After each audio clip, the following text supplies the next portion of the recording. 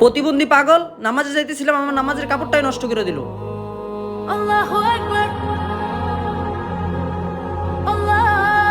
আরে পাগলের দল, তোরা কই জিতেছস?